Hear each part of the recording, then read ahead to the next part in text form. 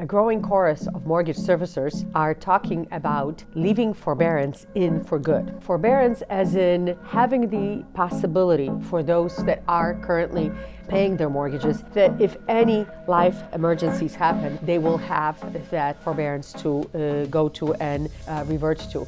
We remember that during the Great Recession of 2008-9, forbearance was not a very successful occurrence. There were no set guidelines, and it was from servicer to servicer very, very hard to actually get one approved. We have noticed that very successfully forbearance has been working and really stopped the plethora of foreclosures during the pandemic. So for any of such emergencies going forward, servicers are advocating to bring forbearances in for good. Talking about plethoras, it was a very busy economic business week last week. To start off, the Bureau of Labor Statistics on Friday reported on their February employment data, and it showed 678,000 new jobs created versus 400,000 job creations that were anticipated. So a substantial increase. Both in the private sector, there was an increase a little bit better than expected, although small businesses lost 96,000 employees, whereas large businesses added over 552,000 jobs. Unemployment report as it stands right now came down from 4% to 3.8% in February. However, there are some key takeaways. The average hourly earnings and average weekly earnings, so total earnings, came in substantially lower than what economists have expected.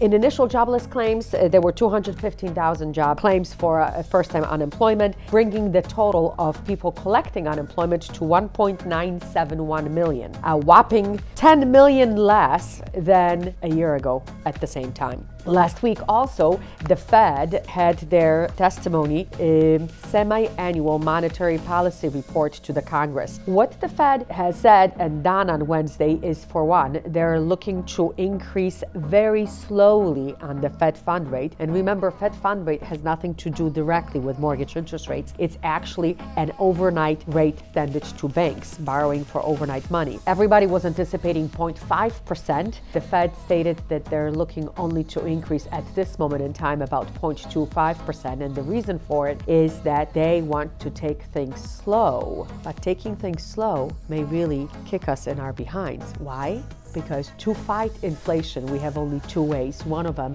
is the increase of the Fed fund rate. The other is reducing the so-called balance sheet, so Fed buying back mortgage-backed securities. With Fed being so dovish about this Fed fund rate, we shall see how that translates into the everyday inflation. We saw, obviously, as any global instability is happening, we saw in the beginning of a week a fight to safety, as we call it, which is taking money out from riskier stock market and putting it into bonds. It didn't last long because bonds did not like what the Fed said on Wednesday. So interest rates dropped down for a little tiny bit last week, and unfortunately they shoot back up after the Fed statement. That's all I had for you this week. Beata Bukowski, Fairway Independent Mortgage.